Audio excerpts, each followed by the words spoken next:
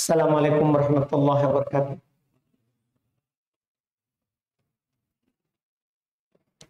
Alhamdulillahirabbil alamin.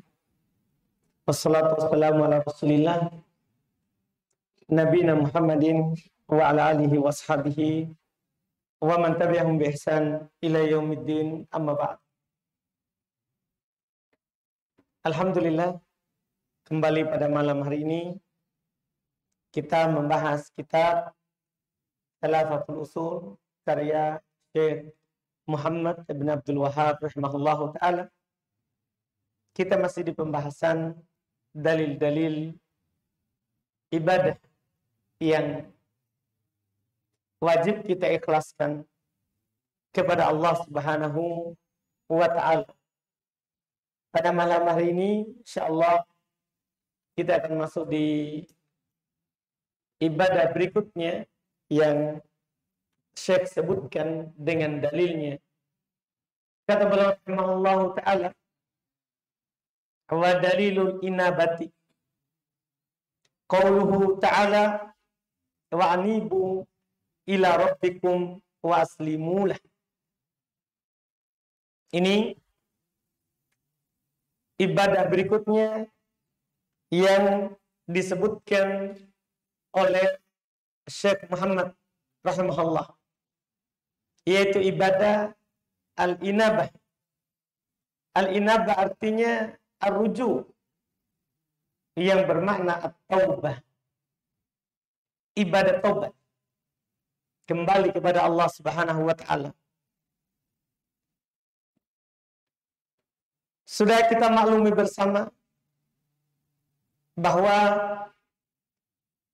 kita sebagai seorang manusia, bahkan sebagai seorang mukmin, itu pelupa, sehingga sering jatuh dalam kesalahan. Kata Nabi SAW, innal mu'min nasta'an. Seorang mukmin itu pelupa. Kadang sekarang ingat bahwa ternyata ini salah. Nanti dia lupa lagi, jatuh lagi. Kadang dia sadar kalau ini adalah tidak boleh, nanti lupa lagi, jatuh lagi dalam hal yang tidak boleh itu. Oleh karena itu Nabi SAW katakan, kullu bani Adam khata'. Setiap anak Adam yang namanya keturunan Adam itu selalu jatuh dalam kesalahan. Iya. Bahkan sampai para nabi dan para rasul, hanya saja mereka dijaga oleh Allah. Mereka maksum. Mereka dijaga oleh Allah dari kesalahan. Selain itu, yang tidak ada dalil akan penjagaannya, maka pasti masuk dalam hadits ini. Masuk dalam hadits ini. Bahwa semua anak Adam itu selalu jatuh dalam kesalahan. Selalu jatuh dalam kesalahan. Makanya Allah Subhanahu wa ta'ala mensyariatkan satu jenis ibadah yang kalau kita lakukan, maka kita akan dapat pahala karena beribadah kepada Allah. Yang kedua, akan digugurkan dosa kita, yaitu ibadah yang bernama al-inabah, bertobat dan kembali kepada Allah. Karena Allah Subhanahu wa ta'ala mengetahui bahwa kita ini selalu jatuh dalam kesalahan, Allah mengajak kita untuk bertobat. Kata beliau ta'ala, Allah berfirman, wa anibu ila rabbikum wa aslimu lah. Kembalilah kepada Rabb kalian dan berserah dirilah kepada. Iya. Berserah dirilah kepada. Sebelum nanti datang suatu hari kita mau kembali kepada Allah, tapi kita tidak mau. Kita tidak bisa. Makanya di lanjutan ayat Allah Subhanahu wa ta'ala katakan, min qabli ayyatiyakumul adab tsumma la tunsur. Sebelum datang kepada kalian siksaan Allah, kemudian nanti kalian tidak bisa ditolong lagi. Dan tobat itu tidak perlu kita tunggu waktu yang tepat. Kapan kita dapat hidayah untuk bertobat, langsung saja kembali kepada Allah. Langsung saja kita bertobat kepada Allah Subhanahu wa taala.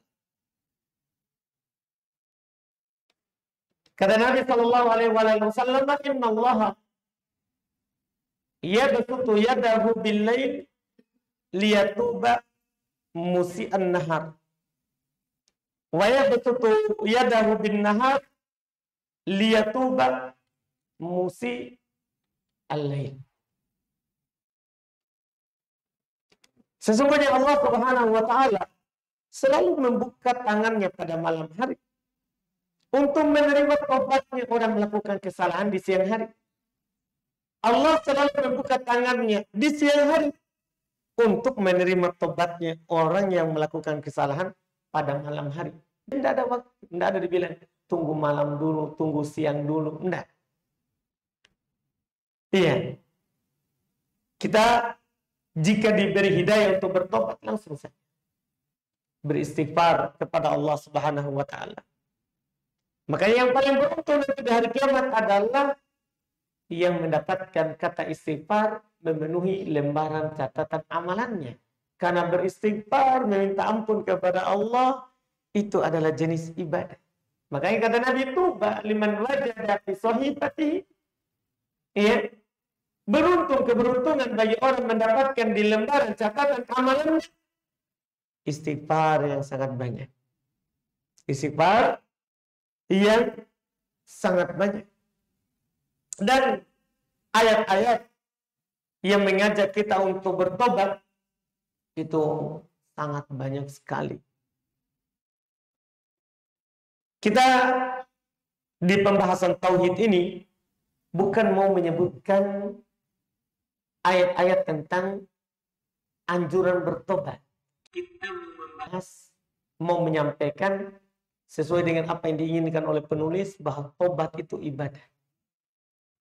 Anggaplah kita bilang saya tidak ada dosa. Walaupun itu kadang kita bilang begitu, itu tipu daya dari siapa. Tidak saya tidak punya dosa. Tapi anggaplah seperti itu. Maka tobat itu bukan karena dosa semata, tapi karena ibadah kepada Allah. Kita kan dicipta oleh Allah untuk beribadah kepadanya. Allah berfirman, ayat yang sering kita bahas dalam masalah hikmah penciptaan. Wa ma khalaqtul jinna wal insa illa liya'budun. Saya tidaklah menciptakan jin dan manusia kecuali untuk beribadah kepada-Nya. Termasuk jenis ibadah adalah kita bertobat. Kita bertobat kepada Allah. Kita sering mengucapkan astagfirullah. Iya. Kita sering meminta ampun kepada Allah Subhanahu wa taala. Yang mana kalaupun kita tidak punya dosa, ini ibadah, terus ini juga adalah akan menjadi sebab kebaikan untuk kita. Kebahagiaan bagi orang yang bertobat. Allah Subhanahu wa taala menyebutkan keutamaan seorang yang bertobat. Di samping dosanya hangus, digugurkan, tapi dia juga dapat keutamaan lain. Allah berfirman, "Istaghfiru rabbakum innahu kana ghaffara. Yursilis samaa'a 'alaikum midrara wa yumdidukum bi amwalin wa banin wa yaj'al lakum jannatin wa yaj'al lakum anhara." Beristighfarlah kalian, minta ampun kalian. Sesungguhnya Allah itu Maha Pengampun. Allah akan mengampuni kalian. Jangan pernah bilang, Allahumma firli in syi'ta. Ya Allah, ampuni saya jika engkau kehendaki. Jangan, tidak boleh. Bilang saja, Allahumma firli. Jangan bilang, jika engkau kehendaki. Kan tidak ada yang memaksa Allah. Allah Maha Pengampun. Nabi larang mengatakan, ya Allah ampuni saya jika engkau berkehendak. Enggak usah bilang begitu. Bilang saja, ya Allah ampuni saya.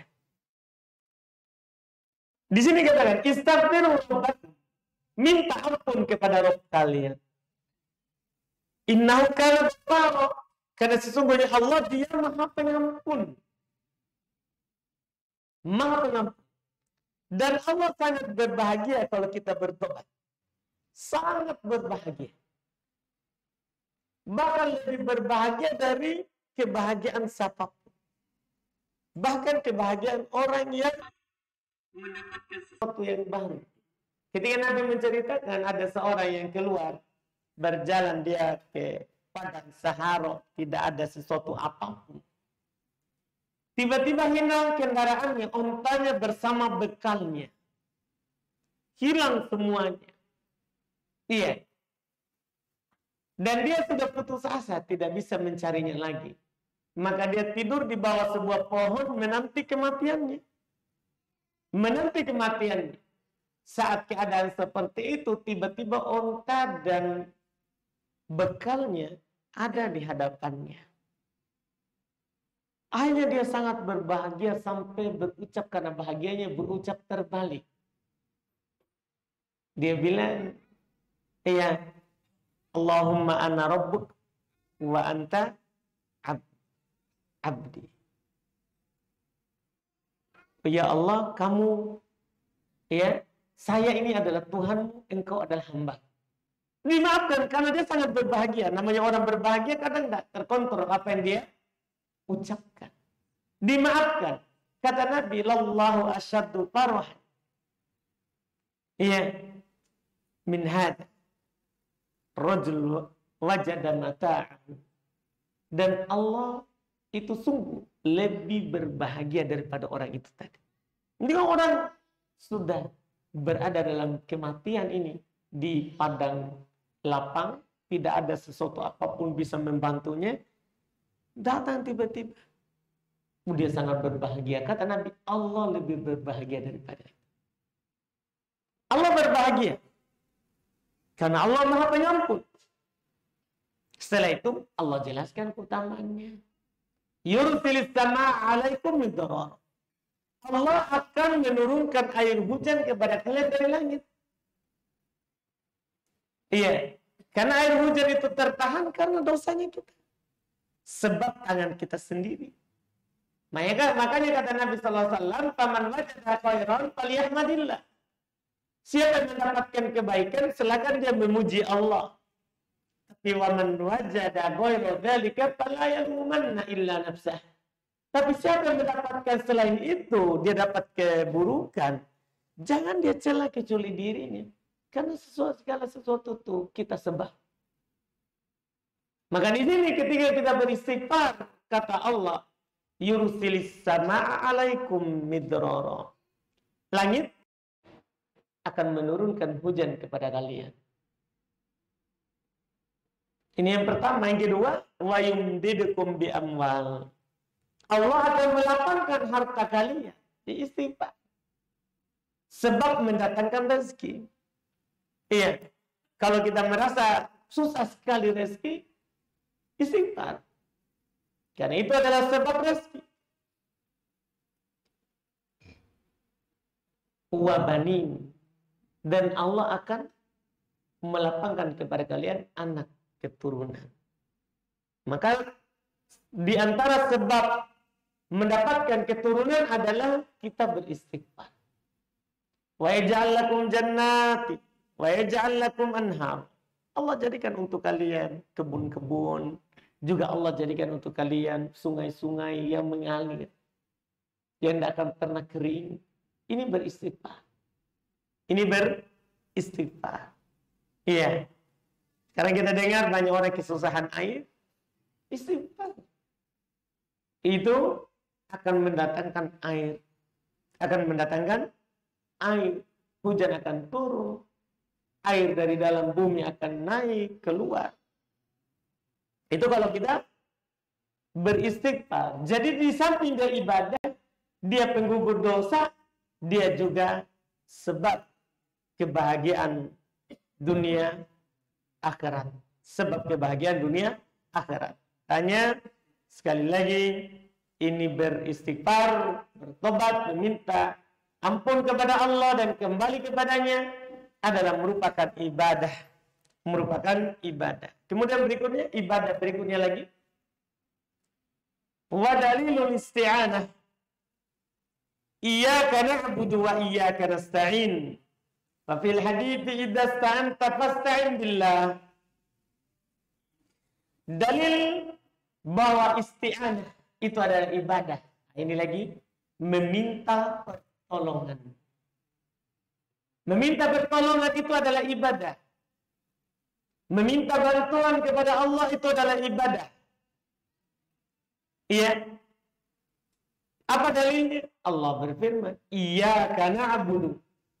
Hanya kepadamu kami beribadah.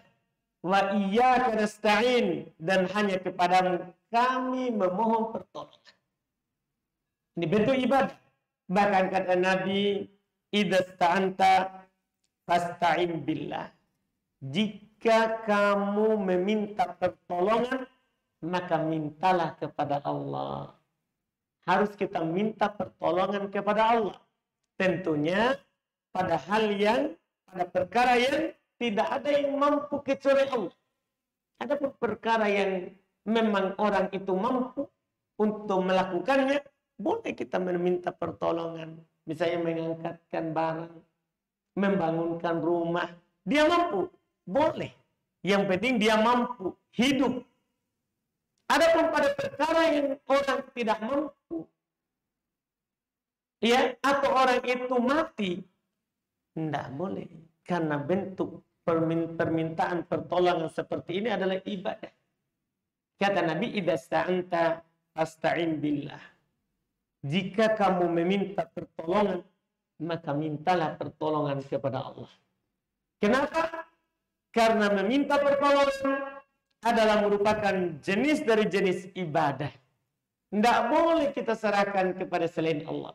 Tidak boleh kita minta pertolongan kepada kuburan. Tidak boleh kita meminta pertolongan kepada pohon, sungai, laut. Tidak boleh. Kalau kita mau meminta pertolongan harus kepada Allah. Harus kepada Allah.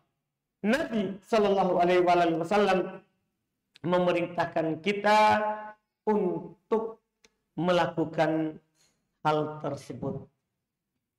Ini tentunya menunjukkan bahwa meminta pertolongan itu adalah ibadah. Dari mana kita tahu? Karena ayat tadi, wa iyyaka nasta'in, hanya kepadamu, tidak kepada selainmu. Kami meminta pertolongan. Kalau hanya untuk Allah, berarti itu adalah kekhususan. Dalam artian itu adalah ibadah. Karena ibadah itu tidak boleh kepada selain Allah. Apalagi Nabi perintahkan. Ciri ibadah itu kalau diperintah. Kata Nabi, idza sta'anta fasta'in billah. Kalau kamu minta pertolongan, mintalah kepada Allah. Diperintahkan. Hal tersebut berarti itu adalah jenis bentuk dari bentuk penghambaan kepada Allah. Ini meminta pertolongan.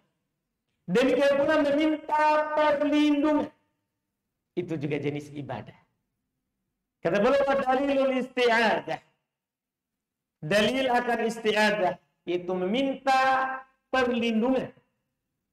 Itu adalah ibadah. Qauluhu ta'ala, qul a'udzu birabbil falaq. Demikian pula nas, qul a'udzu birabbin nas. Katakan Muhammad, aku berlindung dengan Robnya al-falaq. Di ayat An-Nas, birabbin nas, Robnya manusia, malikin nas, penguasa manusia, ilahin nas, sembahannya manusia. Ini tentunya adalah salah satu bentuk ibadah yang patut diingat. Kan di sana nggak sedikit orang minta perlindungan. Minta perlindungan kepada selain Allah. Di orang jahiliyah dulu, kalau turun di sebuah tempat, maka dia berlindung dari penghuninya tempat itu supaya dia tidak diganggu.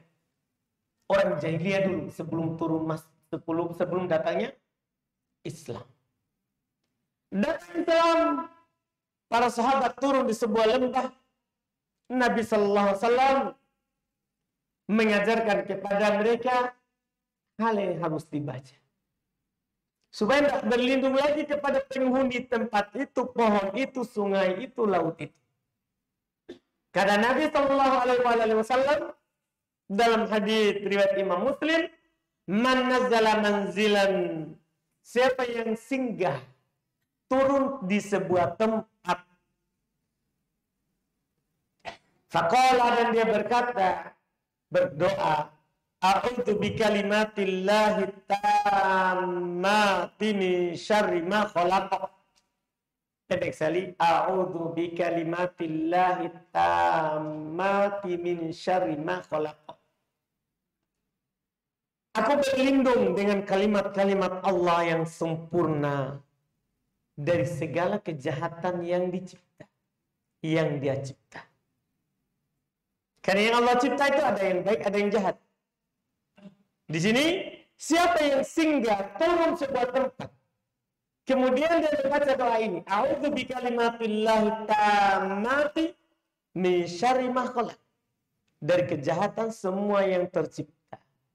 Apa keutamaannya? Lam yadurruhu syai'un hatta yartahila min manzili dzalik. Maka tidak ada sesuatu apapun yang bisa membahayakannya sampai dia kembali, sampai dia pulang. Apapun itu, penunggu pohon, penunggu sungai, penunggu laut, ya, kuburan yang dikeramatkan. Kadang-kadang orang takut dari kuburan, padahal itu orang di kuburan tidak bisa keluar. Dia di dalam bisa saja disiksa atau berada di rahmat Allah. Tapi Ustaz, saya lihat betul dia keluar. Setan. Setan yang menyerupai itu penghuni kubur. Karena Allah berfirman, innama dzalikumus syaitanu yukhawwifu awliya'ah. Itu adalah setan.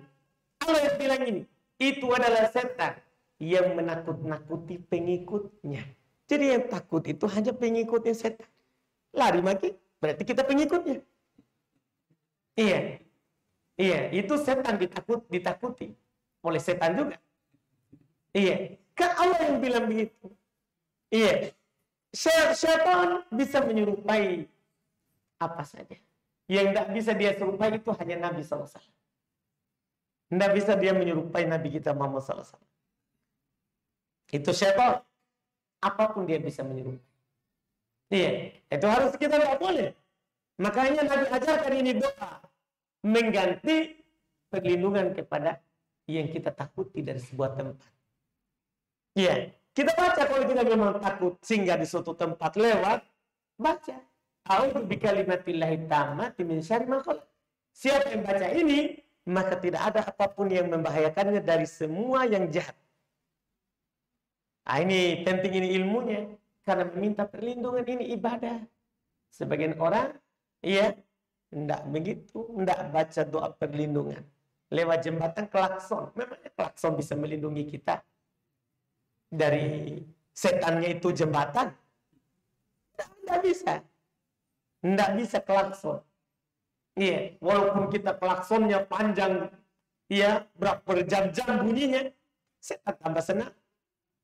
Bukan tambah takut. Tapi kalau kita baca ini, kata Nabi, kalau kamu baca ini, tidak ada apapun yang bisa membahayakanmu sampai kamu meninggalkan tempat itu. Ini adalah pengganti yang sangat bagus. Iya, ini wujud dari praktek firman Allah Subhanahu wa taala, "Qul a'udzu birabbil falaq." Katakan, saya berlindung ya dengan Rabb-nya Al-Falaq. Iya, ini adalah jenis ibadah, hati-hati. Kadang, iya, kita karena kebiasaan, iya, tidak sadar kalau kita jatuh dalam syirik. Iya, tidak jatuh dalam syirik. Pernah juga ada yang bertanya, saudara kita saat, iya, saat naik gunung kencing, iya, pernah tanyakan, tabe-tabe dulu di situ penghuninya. Iya. Kalau tabe-tabe begitu berarti kita bisa syirik karena kita meminta perlindungan kepada penghuni tempat.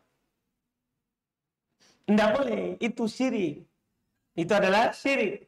Paling sedikitnya, syirik kecil. Itu paling sedikitnya. Kalau kita hanya meyakini, itu hanya sebab. Itu hanya sebab.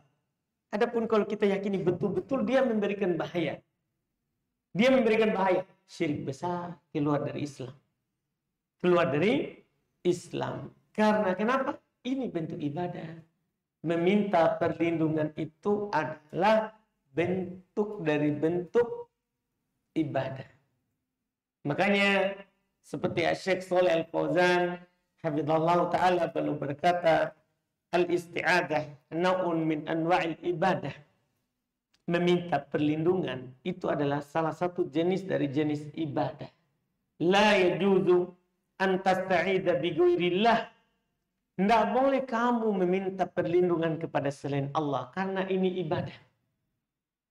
Karena kalau namanya ibadah harus kamu bilang qul inna sholati wa nusuki wa mahyaya wa mamati lillahi rabbil alamin la syarikalah. Harus begitu. Katakan, kalau itu ibadah, katakan sesungguhnya sholat, sembelihan hidupku dan matiku hanya milik Allah Rabb alam semesta, tidak ada sekutu baginya. Itu kalau bentuk ibadah. Makanya beliau bilang, ini adalah jenis dari jenis ibadah. La juzu an tasta'idha bi ghairillah. Tidak boleh kamu meminta perlindungan kepada selain Allah. Faman ista'adha bi qabri. Siapa meminta perlindungan kepada kuburan, dia takut bahaya menimpanya, pergi ke kuburan sana bawa sesembahan. Iya, banyak orang begitu melakukan. Itu perbuatan orang dulu jahiliyah. Yang orang dulu sebelum datangnya Islam. Sebelum datangnya Islam. Siapa yang meminta perlindungan kepada kuburan? Watanin atau kepada berhala? Atau bi ayyi syai'in ghairullahi, atau sesuatu apapun dari selain Allah, fa innahu yakunu musyrikan asyirkal akbar.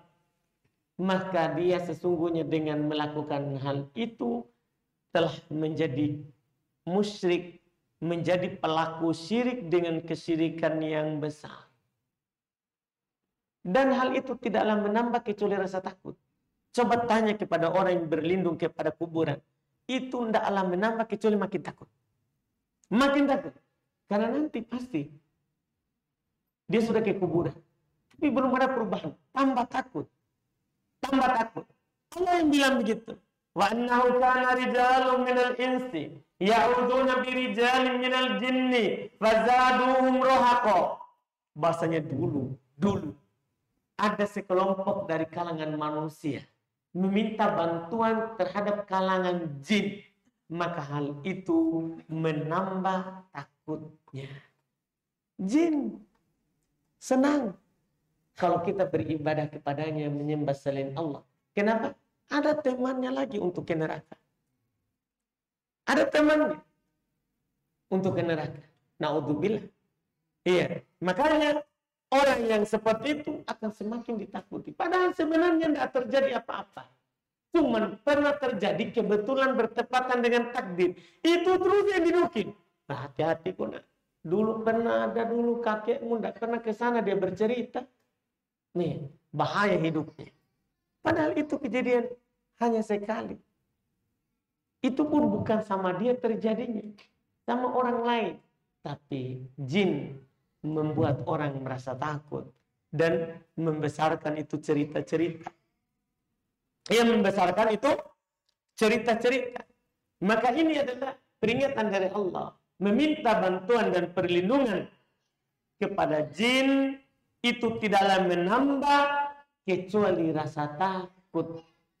Kita telah diperintahkan untuk meminta perlindungan kepada Allah. Itu kita hafal semualah kita di surah An-Nas.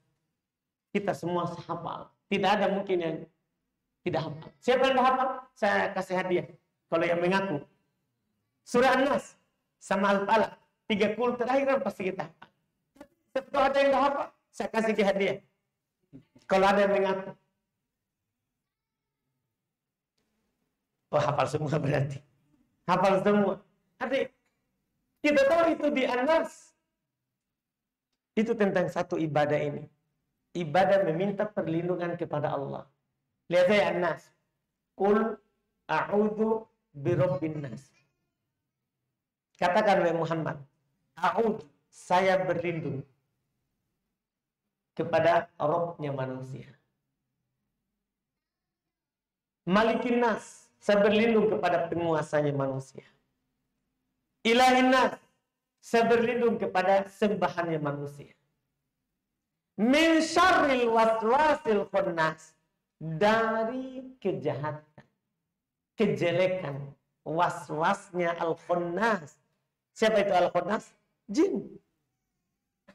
Yang khannas, dia itu kalau kita berlindung kepada Allah, segera pergi, lari.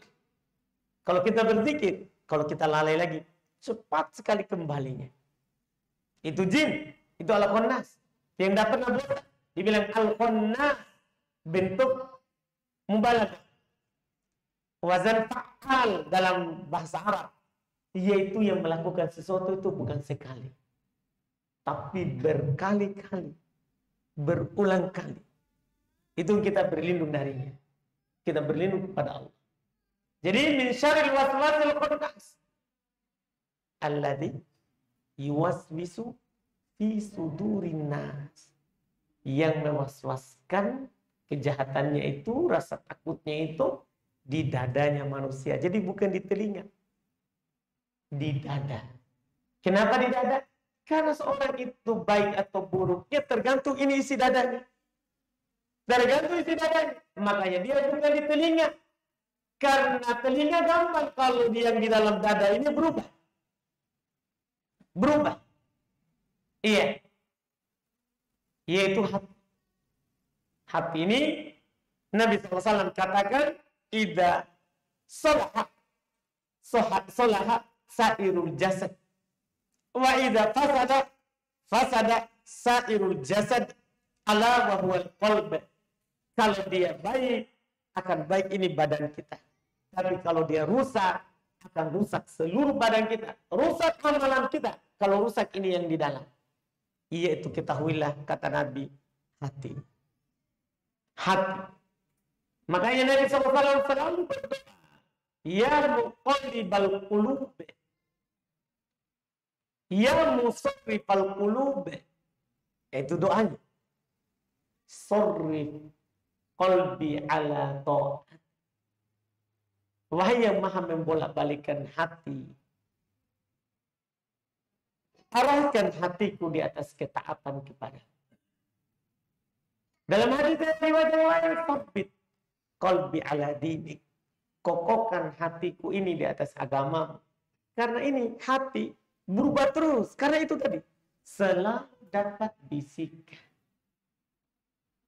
Bisikan. Dan itu di orang beriman. Kalau orang kafir tidak datang bisikan.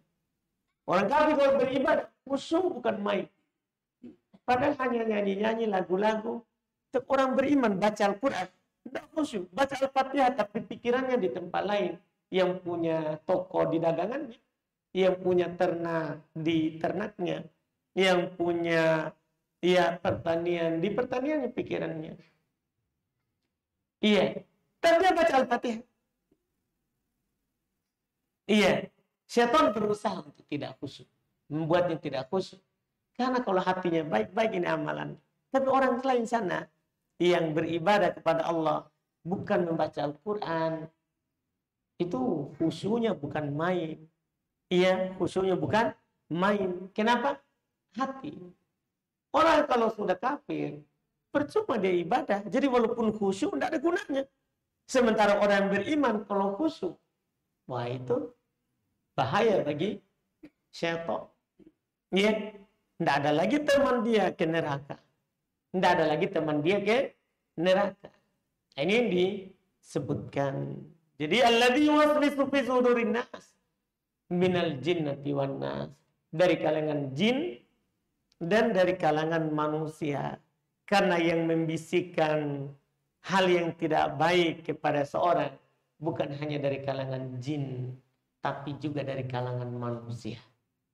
Tapi juga dari kalangan manusia. Tapi kita kalau berlindung kepada Allah, maka hal itu tidak akan berbahaya bagi kita. Ini adalah dari bentuk ibadah. Ini adalah bentuk ibadah yang tentunya kita sangat dianjurkan hanya menyerahkannya kepada Allah, menyerahkannya kepada Allah. Ini 3 jenis ibadah, ya, kembali bertobat kepada Allah, meminta pertolongan, kemudian meminta perlindungan. Dan masih ada lagi jenis lagi ibadah setelahnya, masih banyak ini jenis ibadah. Iya, masih ada istighosah, kemudian sembelihan, kemudian nadar. Insya Allah pekan depan itu sudah selesai asal pertama, yaitu mengenal Allah. Mengenal Allah maksudnya kita kenal dan beribadah kepadanya. Setelah itu kita akan masuk asal kedua, mengenal agamanya Allah. Mengenal agamanya Allah. Insya Allah kita selesaikan di pertemuan akan datang. Sisa 3 jenis ibadah lagi, baru nanti kita akan masuk di pokok asal yang kedua yang wajib kita pelajari. Kalau ada pertanyaan, hari ini tidak ada Pak Haji terus. Gimana belum? Oh baik, kita. Terima kasih. Assalamualaikum warahmatullahi wabarakatuh.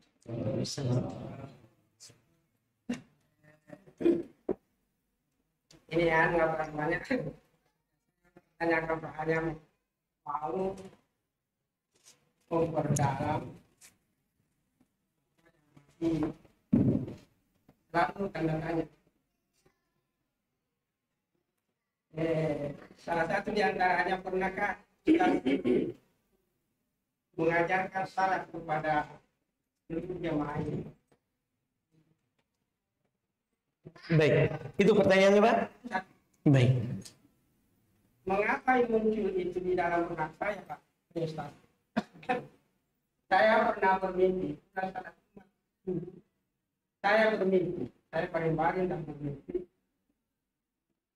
Allah menanyakan kepada saya, sudah ada di pada masa itu. Allah bertanya kepada Nabi Muhammad, dia bilang, kenapa kau jadikan agama Islam jadi 4, sementara yang saya ajarkan, saya sampaikan hanya 1.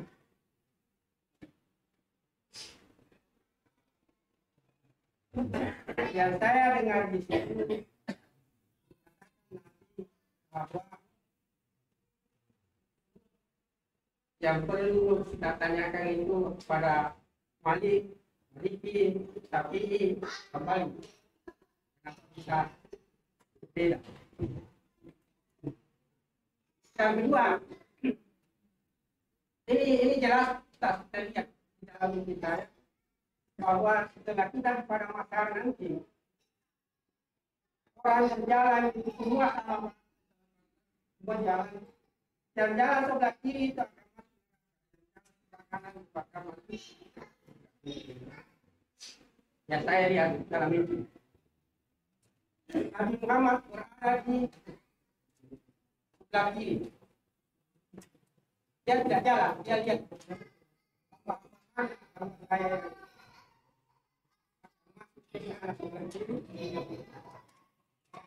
di sebelah kanan tidak dia berbuka.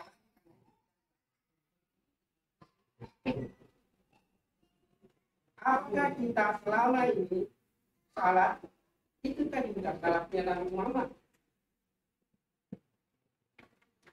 Bacaan yang kita baca selama ini itu kan bacaannya Nabi Muhammad. Sementara pada saat memberikan namanya agama diterima oleh Nabi, belum ada hadis, belum ada apa, dan itulah yang diperdomani oleh Nabi. Saya kira itu sementara, mungkin kalau ada dikembangkan nanti saya ada, karena ini dalam mimpi saya, ini dalam mimpi saya bahwa apa-apa yang saya lihat ibu yang dia tanyakan Allah hanya sholat. Baik. Amalan yang lain itu akan muncul dengan sendirinya nanti pada barangkali setelah kita sudah dikumpulkan pada masa itu semua tanpa ditanya lagi amalan-amalan yang ada. Baik. sementara. Baik. Untuk pertanyaan, iya, alhamdulillah yang pertama, ya tentunya alhamdulillah. Sebenarnya kita belajar tauhid ini tentang keyakinan baru ini, Pak. Baru beberapa bulan. Yang mana sebelum itu cuma Pak Haji Idrus tidak ada. Sudah 7 tahun, 8 tahun kita belajar fikih. Jadi sudah sebelumnya ini, Pak, sebelum buku ini kita belajarnya buku fikih. Buku fikih yaitu Bulughul Maram, karya salah satu dari ulama Syafi'iyah, Al-Hafidz Ibnu Hajar. Al-Hafidz Ibnu Hajar. Itu kita sudah pelajari. Jadi sholat alhamdulillah sudah kita ajarkan. Iya. Kemudian mengenai apa yang kita lihat tadi itu memang seperti itulah memang hadits Nabi SAW. Nabi kan menunggu kita di telaga. Nabi yang bilang di padang mahsyar, ana faratukum alal haud. Saya menanti kalian di telaga. Maka nanti itu ada yang diarahkan ke telaga, terus ada yang dipalingkan. Ini di padang mahsyar. Sehingga Nabi kan mengenal umatnya dengan bekas wudhunya. Dengan bekas wudhunya. Karena umat Islam akan bangkit nanti di hari kiamat dalam keadaan guron muhajjalin, bersinar, bercahaya, ya, wajah, kepala, kaki dan tangan mereka. Min atharil wudhu, dari bekas wudhunya. Sehingga nanti ada yang dipalingkan. Kata Nabi, ummati itu kan umatku juga. Tapi, ya, Nabi dikatakan kamu tidak tahu apa yang terjadi setelahnya. Mereka telah mengganti, mereka telah mengubah. Maka kata Nabi, kecelakaan bagi orang yang mengganti. Orang yang mengubah tadi itu. Kecelakaan karena tidak bisa dibantu lagi. Tidak bisa dibantu lagi. Kemudian mengenai sholat. Mengenai sholat tadi, apakah kita ini sudah sholat seperti sholatnya Nabi? Kita memang diperintahkan untuk sholat seperti Nabi sholat. Dalam haditsnya, Malik ibn Huwairits, Nabi SAW bersabda, "Shollu kama ra'aitumuni usolli." Sholatlah kalian seperti kalian melihat saya sholat. Makanya Nabi pernah sholat di atas mimbar. Kalau sujud baru turun ke bawah. Supaya dilihat bagaimana beliau sholat. Bagaimana beliau sholat. Dan juga bahkan Nabi ajarkan secara pribadi per orang tentang sholat ini. Karena seorang masuk masjid, dia sholat, dia salam, setelah itu datangi Nabi. Nabi bilang, sholat kamu ulang, kamu belum sholat. Dia sholat sampai 3 kali. Dan Nabi tetap ucapkan, sholat kamu ulang, kamu belum sholat. Karena dia belum sholat seperti yang Nabi lakukan. Maka setelah itu dia bilang, saya tidak bisa lagi lebih bagus dari ini, ajarkan saya sholat. Maka Nabi ajarkan dari wudhu, hadap kiblat, takbiratul ihram, ruku, bacaan setelah ruku. Iya, bacaan setelah takbiratul ihram. Ruku, bacaan saat ruku, bangkit dari ruku, bacaan saat bangkit dari ruku, sujud, bacaan saat sujud, turun. Semua diajar oleh Nabi, kemudian Nabi katakan kepadanya setelah diajarkan, "Summa al-dzalika fi sholatika kulli." Lakukan seperti yang saya ajarkan itu pada seluruh salatmu. Karena kita salat harus seperti salatnya Nabi. Adapun kalau kita bertanya apakah yang kita baca ini, yang kita lakukan ini adalah seperti yang Nabi lakukan, tergantung. Kalau kita sesuai dengan hadits Nabi, ya seperti yang Nabi lakukan. Misalnya contoh sederhana yang kita juga sudah pernah ajarkan. Nabi kalau bertakbir, beliau ucapkan Allahu Akbar dan mengangkat tangan. Nabi mengangkat tangan 2 posisi, ada sejajar dengan bahu atau sejajar dengan daun telinga. Setelah itu belum baca iftitah. Dan Nabi ajarkan iftitah banyak. Banyak. Ada Allahumma ba'id baini baina khotoyai. Ada Allahu akbar kabira walhamdulillahi katsira. Subhanallah bukurata wa asila. Ada alhamdulillah hamdan katsiran thayyiban mubarakan fi. Ada subhanakallahumma bihamdik. Ada banyak. Semua itu kalau kita baca ya, kita dianggap sholat seperti sholatnya Nabi. Kemudian Nabi katakan, "Tsumma qra' ma tayassara ma'ak minal Qur'an." Kemudian kamu baca apa yang mudah bagimu Quran, maksudnya Al-Fatihah. Karena la sholata liman lam yaqra' bi Fatihatil Kitab. Tidak ada sholat bagi orang yang tidak baca Al-Fatihah. Sumarka, kemudian kamu ruku karena bacaan setelah Al-Fatihah sunnah. Kemudian kamu ruku sampai tumanina ruku, kemudian kamu bangkit sampai kamu tumanina bangkit, ucapkan sama Allahu liman hamidah. Kalau sudah lurus berdiri, ucapkan Rabbana walakal hamd. Itu diajarkan semua, Pak. Jadi kalau kita sholat seperti yang Nabi ajarkan dalam haditsnya, maka apa yang kita lakukan itu adalah seperti yang Nabi lakukan. Silakan, Pak. Berpendapat kalau imam membaca selesai membaca Al-Fatihah, katakanlah amin, baru saja membaca Al-Fatihah. Makmumnya. Iya. Apabila imam sudah menjahatkan bacaan Al-Fatihahnya, menurut Malik, tidak dia baca lagi Al-Fatihah. Baik, Pak. Mungkin inilah yang dipertanyakan, saya kira menurut analisa saya dalam mimpi. Itulah sebabnya dipertanyakan Allah kepada Nabi Muhammad, kenapa agama ini kau jadikan 4? Baik, Pak. Pertama, Pak, perlu kita tahu dulu, memang terkait dengan bacaan makmum Al-Fatihah di belakang imam di sholat jahriyah, memang ada sedikit perbedaan pendapat. Mayoritas ulama fikih, mungkin kita salah Pak dalam mengatakan bahwa menurut Malik tidak perlu baca. Tidak, itu bukan Imam Malik, itu Imam Abu Hanifah. Jadi menurut Imam Abu Hanifah, bahwa kalau imamnya sudah jaharkan, makmum tidak perlu jaharkan. Tapi menurut Imam Ahmad, Imam Syafi'i, Imam Malik, Imam Ahmad, Imam Syafi'i, baca. Karena tidak ada sholat tanpa Al-Fatihah. Iya. Jadi sebenarnya Pak, bukan salahnya Nabi Muhammad SAW. Tidak ada. Bukan Nabi ini, Pak. Ini jauh dari masa kenabian. Jauh dari masa kenabian. Bahwa Nabi tidak pernah menjadikan agama itu menjadi 4 bagian. Orang belakangan lah ini punya sekolah, Pak. Punya murid masing-masing. Namanya murid itu, Pak, ikut guru. Dan itu pun Abu Hanifah berpendapat tidak baca Al-Fatihah kalau kita sholat di belakang imam jahar.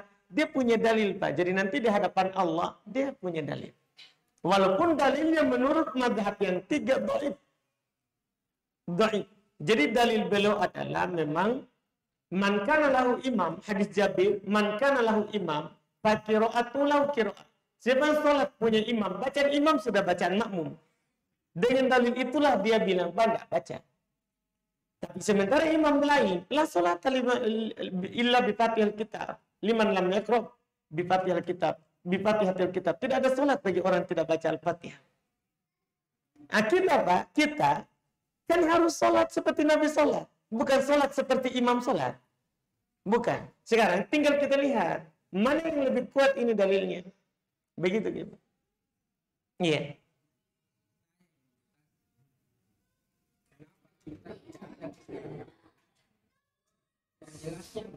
Selama ini, saya sepertinya kita hanya mengikut 4 mazhab ini.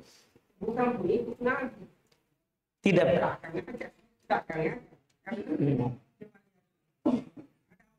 Menurut di subuh ada tidak. Ini kan sudah berbeda semua. Kalau kita hanya satu, maka semua harus tidak, kalau tidak. Satu. Itu Ustaz. Saya paham maksudnya, Pak. Saya paham sekali, Ki. Ini contoh saja. Iya, ini tadi saya mau bawa, Ki, supaya kita paham. Saya paham sekali yang kita inginkan dari saya. Dan saya mau bawa Ki ke sini. Nah, ini nih, sebelum selesai kita sudah sanggah. Ini nih masalahnya, Pak. Maksudnya gini, Pak. Jadi Imam Abu Hanifah dapat itu hadis. Sementara imam lain mendapatkan hadis lain. Inilah sebab perbedaannya, Pak. Ilmu ini kan, Pak, dulu terpencar, nggak sama sekarang. Dulu, Pak, Imam Abu Hanifah kita tahu di mana tinggal. Kita tahu di Imam Abu Hanifah di mana tinggal. Saya tidak. Itu saya kasih tahu, Pak.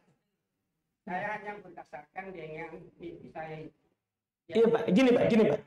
Allah hanya menanyakan kamu agama, salah. Baik. Coba, Pak. Sebentar saya mau sampaikan ke hadis, Pak. Yang lain-lain bahwa ada di masalah. Kita yang bawa saya ke situ. Tapi kita yang bawa saya ke madhab. Makanya saya jelaskan, Ki. Kita yang bawa saya ke madhab.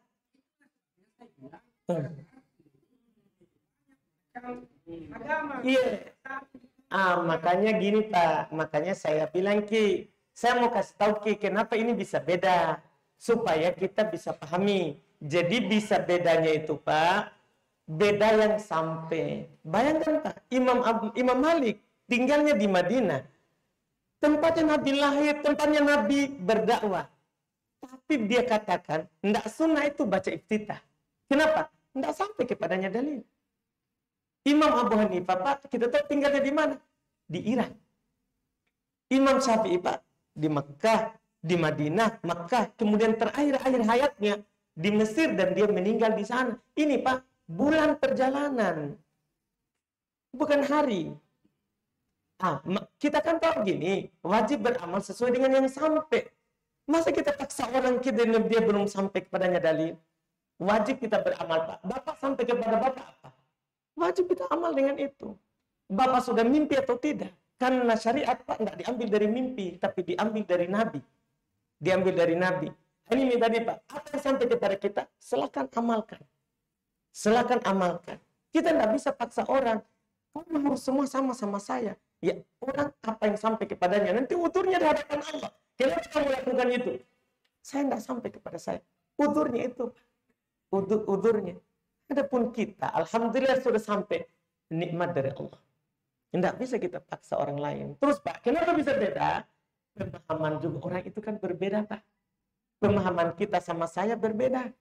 Saya kurang paham, kita mungkin sudah paham karena kita sudah banyak baca, banyak melihat. Kita lebih tua. Jadi karena inilah, Pak, kita berbeda. Karena inilah kita berbeda. Kita tidak bisa paksakan orang. Yang tidak bisa dipaksa itu adalah kalau sudah ada dalil. Sudah ada dalil. Apa yang sampai kepada kita itu kita. Itu, Pak. Kalau kita berbicara sejarah madhab, alhamdulillah, Pak, itu tempatnya saya berenang. Iya, tempatnya saya membahas. Iya, kenapa bisa beda? Itu juga saya baca, tahu alasannya. Tahu alasannya. Bah, kenapa bisa tidak sama? Apa pemahamannya? Apa dalil dia? Kenapa yang lain tidak ambil? Yang lain bilang itu dalil doib. Misalnya hadis tadi itu, Pak, yang dia bilang Imam Abu Hanifah tidak perlu baca. Itu dalil, Pak, seluruh madhab doibkan. Seluruh madhab. Bahkan dari semua imam madhab yang menjadi rujukan, melemahkan itu hadis. Sementara hadisnya itu yang kita contohkan barusan tadi, hadisnya tidak ada solat bagi yang tidak baca Al-Fatihah, itu Bukhari Muslim dari Ubadah bin Samit. Begitu sebenarnya. Kenapa beda? Beda yang dia jadikan patokan di hadis. Menurut dia itu hadis sahih, tapi menurut ulama lain dhaif. Seperti itu, Pak. Kalau kita berbicara yang pengen panjang itu butuh panjang. Alhamdulillah, ya mungkin cukup dulu seperti itu karena sebenarnya kalau saya, Pak, enggak mau berdebat. Iya, cuman tadi saya bawa, Ki, supaya kita bisa paham saja kenapa sebenarnya ada perbedaan. Iya, karena kalau sejarah imam madhab juga alhamdulillah sedikit banyak saya tahu karena saya memang belajar itu buku-bukunya. Alhamdulillah. Baik, kami cukupkan dulu. Subhanallah. Asyhadu an la ilaha illa anta astaghfiruka wa atubu ilaik. Assalamualaikum warahmatullahi wabarakatuh.